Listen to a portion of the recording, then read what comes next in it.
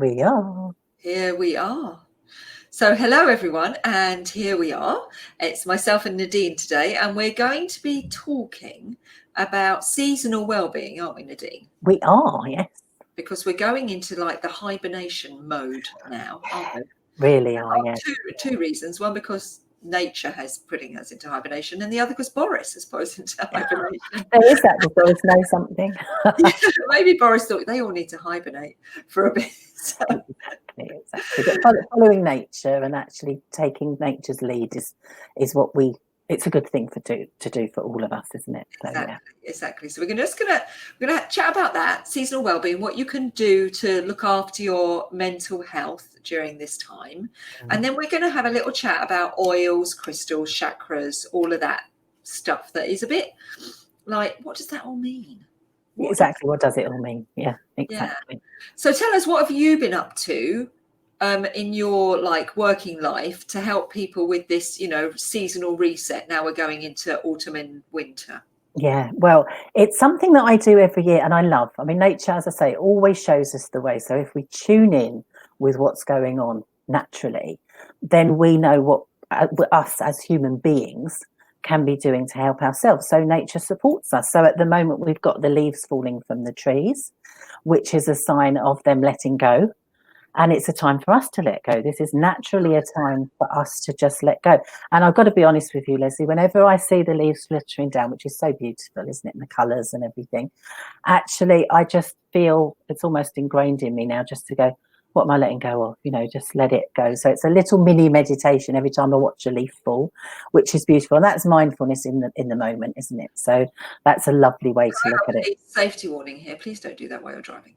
Please don't do anything I say while you're driving. Exactly. Or doing anything that needs your attention, we have to add as well. You're absolutely right. Yes, because I was doing things like that in the, wandering through the woods and enjoying the leaves and everything, fell over and fractured my wrist. So there is a cautionary tale. So let's put that out there now.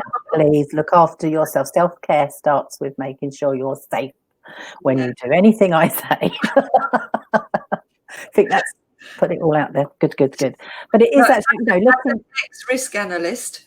Exactly. I do like to make sure that everyone's safe. And I just put a disclaimer out there. I didn't tell you to do that. No, you didn't. It wasn't your fault. I'm not holding you responsible. It was my own silly fault. I just wasn't paying enough attention. You know what I was doing? I was chatting away to a friend. I was paying far too much attention to them and not enough attention to where I was walking.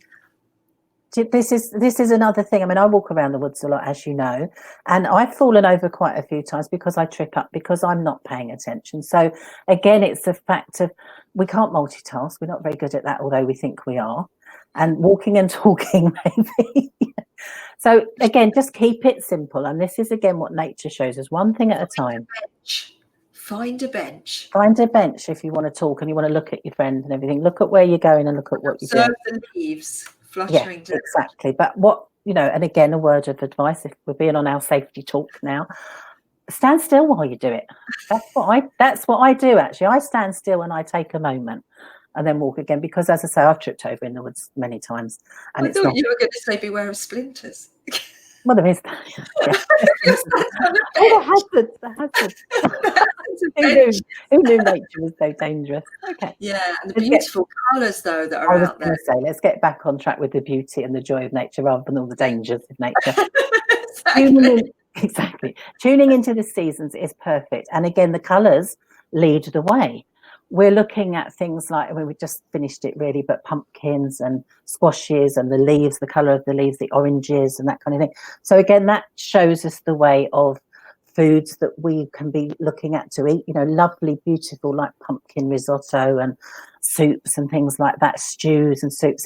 It's letting us, what do we want to eat at the moment? Lovely stews and lentils and pearl barley and things like that. So looking at what we feel like, tuning into exactly what nature is giving us, the shorter days, the longer nights, time for a bit more quiet, a bit more peace, a bit more stillness, embrace these. Sometimes people are going, I've heard it said quite a few times already, we've lost the days, we've got the long dark nights. And I'm the opposite. This is time for snuggling up with a blanket, warm fluffy socks, sitting in front of a fire, having a lovely turmeric latte or something like that, and indulging in what the season is offering us. You know, I love the fact that we live in this country that gives us all the different seasons. You know, I know you've got a international audience here, so I'm not sure what season everybody's in at the moment, what they're going through with the weather. But for us here in England, you know, we have different seasons all the time, and everyone gives us something new to focus on.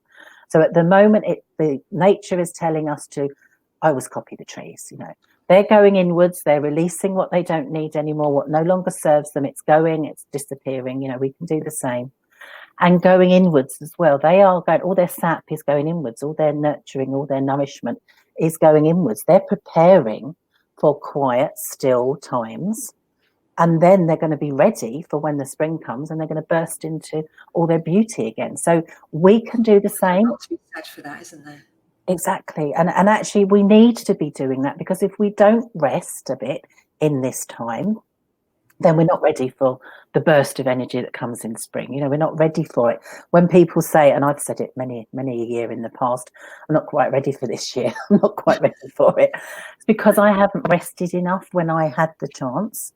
So again, just embrace these long dark nights and just spend some time doing less, being a bit more peaceful, being a bit more. That makes me think about New Year's resolutions, and they should be new spring resolutions, shouldn't they? Because they're a bit too early in the new year. Yeah, I don't do New Year's resolutions New Year's Day, because you're absolutely right. They're too early. I come to things a bit later, because when I'm ready, when I feel ready. So it is really, as I say, follow the trees, you know, going inward, listening to ourselves and what we feel like doing. And I feel like resting more at the moment. I really do. And I'm not going to fight it, which is what we do a lot of the time, isn't it? We fight it and we keep going, we push through.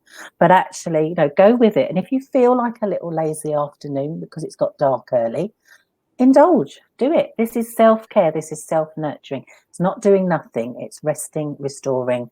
It's what we need to be doing. So take nature's lead, definitely. And as I say, I'm thinking of as well, I kind of gravitate to curries and things like that. Spicy food. Exactly. And I bet you put like your squashes and your pumpkins and things in there, sweet butternut potato, squash curry, sweet potato, chickpeas, things like that. So long slow cooking, if you've got a slow cooker, you know, get that out. How lovely is that, you know, to prepare something and really enjoy it. It's like a ritual. Again, like we did in the olden days, you know, go back to what we used to do, preparing things and actually enjoying. It's time to get all the ingredients ready for your Christmas cake, isn't it? Even though I don't eat Christmas cake, I like to make them for everyone, because it's a ritual. I think that's the thing, isn't it? And really this year especially has shown us, you know, that family time, that home time. We're lucky enough to be with our families at the moment, you know, doing these things. People have been baking the bread, haven't they, which they've never done before, and things like that. Going back to the old fashioned joys, actually, you know, what we used to do, what we used to share. And I think there's nothing nicer than, you know, if you can cook together as a family. A friend of mine did it recently, you know, the family's all together, let's all cook together, enjoy the meal and everything. And she said she hasn't done it for a long time. And we are getting, you know, an opportunity to do that now. And I think, you know, like you say, is it Boris putting us into nature, or is it Boris nature? Obviously has invested in a fruit farm and wants us all to make Christmas cakes. He needs this fruit gone. But it is a little bit, you know, looking at the positive of what's happening to us at the moment. You know, yes, we can. But if we're lucky enough to be able to be a bit quieter, a bit stiller, then let's just enjoy it. You know, let's go with it, because it's what we are meant to be doing at the moment, slowing down and not rushing around all the time. And who knows what's coming in the future? You know, we're going to need all our energy, aren't we? So take the rest and relaxation when we can. Yeah, they've said, haven't they, that they think that although the vaccine is coming, this will still be ongoing until next summer, and they hope next winter will be considerably better. And I, you know, that's okay. You know, for some, you know, people who've lost family, this is just awful. And it's just more time when they can't properly mourn their loved ones. But we do have a light at the end of the tunnel, and for that, and for the rest of us, we have a duty to keep cleansing a room. So if you've got an energy in a room, or you've changed a room, or you've moved into a new house, a lot of people do it with new properties. So you go around the room, as I say, you have the bowl underneath, so anything that falls off doesn't catch light with anything. And you just go around the room, the corners and everything. You can chant if you want to at the same time. You can, not you, someone else can do it maybe, you know. Oh, okay. People can bang a drum, you know, again, there's power in drums and rhythm, that kind of thing. Play music. Music is wonderful. Again, I'm going to say that word again, your choice. How you do, what works for you, what feels right for you. And people do use smudging around themselves to cleanse their aura. Again, if you're doing that, the way I've done it is with someone else, because I find it very hard to do myself. Set yourself on fire. Exactly. So just be very, very careful when you're doing it. As I say, I've always got a bowl underneath or something to catch anything that falls off. But if someone's doing it around you, they can see what they're doing, because I have done it over my head before. Hair goes up. The whole idea is that actually you're getting the smoke. It's the smoke that is cleansing. Right. So it's another thing that I do. As you know, Lesley, I'm into my bonfires. I've got my bonfire pit. So when I'm burning my new moon wishes at full moon time, as you know, that's something I do, or anything else I want to let go of, there's power in burning it in a safe place outside on a bonfire. I do. Sometimes I will then put some sprigs of rosemary with it, or sage or lavender, you know, from the garden. I put it on, because then you're getting the aroma from the smoke that's coming up. And there is something, I wouldn't say sort of lean over it and breathe it in, but when you're getting it from a distance, you're getting that, you're cleansing yourself with that aroma, with the essential oils that come out of the herbs and the plants. So I love the smell of people burning leaves at this time. And it really makes you, it really does ingrain in that, in your, probably it's down to memories, isn't it, of years and years. It might be linked to that, mightn't it? You know, smelling the leaves burning at this time really makes you think of autumn. And to add some lovely sage or rosemary to that would be just blissful. That's what I love to do. I mean, people do it sometimes on a barbecue, don't they? Put rosemary with their kebabs and things like that, you know. And just think, you know, you're getting that wonderful essential oil sort of benefit, aren't you, with the smells as well. So again, you know, why not add to the value of everything that we do if you can? If you've got a log burner like I have, or wood burner, or an open fireplace and everything, you know, just carefully, again, not too much, put a little bit sprig of lavender on it or something, you know, because you're going to get that lovely, lovely warm smell. And I think you're right, when memories get triggered, especially happy childhood memories, you know, who wouldn't want that? You know, we have a lovely smell of something that reminds us of childhood. It's beautiful. But you think something like raking up the leaves, you know, such an old-fashioned thing that people have got leaf blowers, haven't they? You know, it's easier, it's quicker. But if you actually take the time to be out in your garden, you know, dressed right, taking care, you know, raking up, taking the time, being mindful, enjoying the physical and the mental activity, you're looking after yourself in so many ways, because it is a mindful, focused activity, isn't it? And you know, being aware of our mental health and how we are feeling at the moment. Any activities like that, and as I say, Vincent mentioned it earlier, crafting, quilting, things like that. People that used to do knitting, crocheting, you know, the old-fashioned things that people used to do on long winter evenings, you know, go back to those things and enjoy them. And raking up leaves is very hard work. It's physically quite demanding, isn't it? Yeah, but, so you can't go to the gym, but you could rake up some leaves. And people have embraced gardening, haven't they, through lockdown? They really have. They really in every shape or form. So if I've got, I think, 8 oak trees around my garden, so I've got many opportunities to rake. But also what happens, and people know that I'm big into that bird song and everything and watching the birdies, when you're doing anything in the garden, and raking is beautiful, you get the little robins come, you get the birds come and visit you, because you're actually moving things around and they're there for you. And it's such a joy. So I'm not going to lie, I don't rake leaves a lot, you know. I don't do it a lot. Don't do the occasional rake. Yeah, I do a little bit. But what I do is then I'll sit down and watch the nature come, because you've just stirred things up a little bit. And as I say, robins are always around gardeners, aren't they? So I love that. I love the whole, you know, just you don't have to be out there and make yourself ill raking up. No. You can just go out and do a little bit, and that nature will respond to you. That's the thing, isn't it? And again, it's spending time in nature. It's actually good, and really focusing on, again, like I say, you know, the leaves have come down. They're there on the earth. If you leave them, the earth will sort them out. They will be integrated into the earth if you do leave them, if you choose to. The worms do their thing. You're helping nature and you're part of nature. And actually that in itself is very nourishing, you know, just being engaging, as I say, in these old fashioned things that we used to do all the time. We just don't do so much, do we? So No, slowly. Too fast. Exactly. These are, you know, this is, and want to get it done, you know, because we're in I mean, there's one in a leaf blower, isn't there? But it's not the same, you know, going back to the very old. loud. Yeah, there is that. I'm not a leaf blower fan. They are very loud. They give No. me a bit of a headache. I don't use it myself, Yeah. but I love that idea. We're surrounded by trees as well. And you know, wherever you are in the world, if you haven't got lots of trees, just a few trees is just lovely. Just standing under a tree and just being with the tree.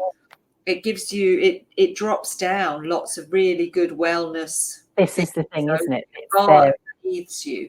Again, it's there for us, isn't it? It's that kind of thing. And again, you've heard me talk about grounding before, you know, standing on the earth and feeling connected to the earth beneath us. You know, you can literally, when you tune in, you know, and I do it barefoot on the grass, you know, not a lot of people don't want to do that, but take a towel out in the morning because I need that now.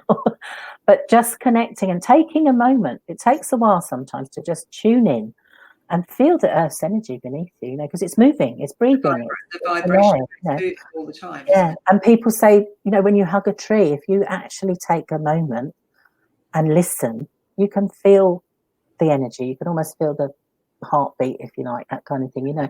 But it's taking time. You won't get that if you just go, oh, hug and off you go. You know, you take time and connect. You know, if you're lucky enough to have a tree base that you can lean up against while you're sitting, you know, or some people have lovely little benches around their trees, don't they? And they sit there. How beautiful, you know, a wonderful place to be, especially at this time of year, you know. Whatever we can do to, as I say, I rake a few bits of leaves up for a few minutes, got to be honest. And then I sit down and look and go, yeah, and I'm proud of myself, I've done a bit. And another crystal that I mentioned to you earlier, which is one that people use quite frequently for cleansing their aura, is white selenite. Yes, which is wonderful, isn't it? And again, you know, going with the colour, it says it all, doesn't it? White selenite. It sounds cleansing, doesn't it? It sounds beautiful. And most crystals you can get in you can get them jackety, different shapes, or you can get them smooth. So again, you choose what you want to buy, what you want to have, and where you want to put them. But again, you know, you can do. People go to buy their crystals. Is there a place, you know, essentialoils.com and I don't want crystalshere.com. I don't want to recommend any particular companies or anything, to be honest. I don't think that's the time or place, but just type it into Google and look up, because you'll get loads of choices, and again, you choose what you want to do. There's a lot, we can't go like we used to go to little shops where you've got crystals and everything there, because that's the best way, I feel, to actually walk into a shop that's got loads of crystals and just see what you're drawn to, you know, because you will be drawn to the right one for you. It will choose you, if you like. We can't necessarily do that at the moment, but, you know, as I say, do your research, look online. It's only another couple of weeks. It won't be long, and wherever you are in the world, there'll be somewhere else in the world where you might be able to do that. I know in the summer when we're in France, there's lots of shops where the children just gravitate to these shops they want to go in that are selling crystals and things, and they're always standing there holding them all, go, can I have this one, can I have this one? Exactly, because it's touchy-feely, isn't it? It's what we need to do, isn't it? So that's the way I always say to people with crystals, you know, if you get the chance, go. And also, if you go into these lovely little shops, the people that run these shops are experts. They know everything, don't they? So they will guide you. But the best way, as I say, is just to feel, again, tuning into you and go, and the crystal that you need at the time will actually speak to you, you know, if you're listening, if you're still and quiet enough. So and it works that way, it really does. And I do, it's quite interesting with clients of mine, especially with essential oils. They will be drawn to a certain essential oil. It might be lavender initially for calming because they're stressed when they first come to me, but down the line, maybe 6 weeks later, they don't want that anymore. They're not liking that smell anymore because they need something different, because they've changed. And we do that all the time. So to think to yourself, you know, I like lavender, but I don't like it, you know, it's because our needs change. So it's just, again, being aware of that. So tuning into yourself. But I love the idea of going into a little shop. And that's something we've got to be really conscious of, isn't it, at this moment? As we are in this lockdown, the risk is that we go online and buy everything that we need online. But actually, the little guys need us to really support them, because they're really struggling. And when the shops open again, I mean, I've got a list. I've been kind of making a list, and everything that I can wait for, that I don't need essentially today. I've been kind of keeping a little list that's on. Go to a shop, and I'll go and buy those things once we're allowed to go to shops again. Because it is right, isn't it? We need to be able to support the big supermarket. So if we can help again. Exactly, I totally agree with you. Slow down. Don't rush to the internet to buy all your Christmas presents. Slow down. This lockdown should end on the 2nd, 3rd of December. And we'll be able to go and do all our Christmas shopping from the little guys. And isn't it lovely as well when you're in a little shop and you're talking to the shop owner or whatever, you know, because again, I'm not knocking supermarkets, you can talk in the supermarket, but it's not the same, is it? You know, you go to a specialist shop where the person that runs it is passionate about what they do and they know what they're selling, then it's lovely just to engage and talk and take time to actually enjoy being in that environment. You know, it's so good for us, isn't it? So there's well-being to be had from shopping if you go to the small guys and you talk to them and you listen to what they've got to say and why they picked to have certain suppliers and certain products in their shop. I know where I live, you know, we've got newly opened butchers and greengrocers and everything, and I love it. I love walking past, and I love hearing the chitter chatter of people talking about, you know, why they're particularly having those vegetables today or that fish, etc. There's so much mindfulness to be had just from our everyday, as we said, you know, raking the leaves to going shopping. If you choose to inhabit the small guys. Exactly. Do you know, when I was young, a long time ago, my mum used to send me down the road to the greengrocer and get what I could get, because they only sold stuff that was in season. They didn't have strawberries in December, you know, they didn't. And actually that was really simple and so much better for us, isn't it, to be eating stuff that's in season and hasn't travelled for miles and everything. Absolutely. But that was my life, that was everybody's life then, because actually there wasn't the choice. So choice is wonderful, and my word again, it is wonderful to have that. But when we think, you know, what is seasonal, what is, you know, going, people have embraced farm shops, haven't they, with lockdown and deliveries and everything, and I think it's a wonderful thing, you know, like you say, smaller businesses and everything, and going back to how we used to be. Eating seasonal is really important for your physical health as well.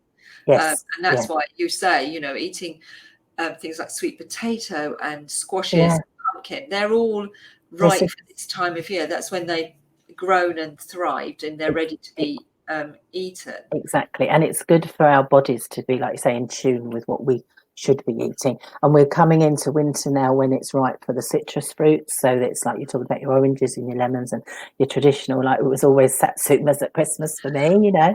That kind of thing. But again, it's the colours, isn't it? The beautiful colours, but they are packed with vitamin C. What do we need in the winter to ward off the colds and everything? Vitamin C. So nature shows us, doesn't it? What is available, what we're drawn to with colours and seasons is what is good for us at the time. So it's all there for us if we just notice, if we listen. Yeah, notice what you notice and follow your intuition and your instincts and keep hold of the reins. Exactly. Keep hold of the reins. We've lost it, haven't we? We've just caught up in this modern world, which is fantastic. It's wonderful, the world we live in. But to sometimes dip back into old-fashioned values and old-fashioned ways is really good for us. And as I say, giving ourselves space and time is crucial, I think, really important. I've so enjoyed this. It's been so nice to just have a bit of a think about where we are now and think about the opportunities that are right there in front of us, like, you know, the raking the leaves and just going and walking down the high street and picking your vegetables, paying for them clearly, from the little guy, and keeping your list ready for when lockdown's over so you can go and shop locally. There's so many little slow cookers. There's so many little moments that have come about from this conversation that I've like reminded me of a better way to live more mindfully. So thank you so much. It's been absolutely delightful. I'm sorry for the people who had problems with their sound and everything, but we will have recorded this so everyone will be able to watch, and I'll pop it up in the Facebook group, and I will pop it up obviously on the Pure website. And next week we've got Gary James talking to us about Facebook and social media marketing. So everyone, he's make sure brilliant. you're around that. And then on Thursday, we're going to do a little bit of a Christmas salon with some of our artists who were hoping to do a live event, but obviously that's not happening. So yeah, if you've got your Christmas list, put the 26th in your diary, because we're going to do a live at 2:00 where you can meet the artists and you can buy directly from them in their studios. We'll be going to their studios. They'll show you what they've got, and you can literally go, I've got Auntie Margaret needs a pair of earrings. Uncle Terry needs a picture, etc. We've got Mary Clark doing pottery. We've got lots of different things that people will be able to buy to fill up their Christmas list, and all the artists can post them to you. They'll do that and they'll take your details. So yeah, lots to happen next week. Isn't it lovely? So much, my love. Thank you. Really enjoy chatting with you. It's always a pleasure. Always learn so much. There's always something. I've sage myself without burning my hair. Everything we've said, just be very, very careful. Look after yourselves, number one. Absolutely. Thank you so much, Lesley. Thank you, everyone, for who was able to hear and watch live. But if you can't, then it'll be here on Crowdcast for everyone to catch up, and obviously on all the other platforms. Brilliant. Thank you for now, lovely Nadine, and I'll speak to you very soon. All right, take care. Bye. Bye for now.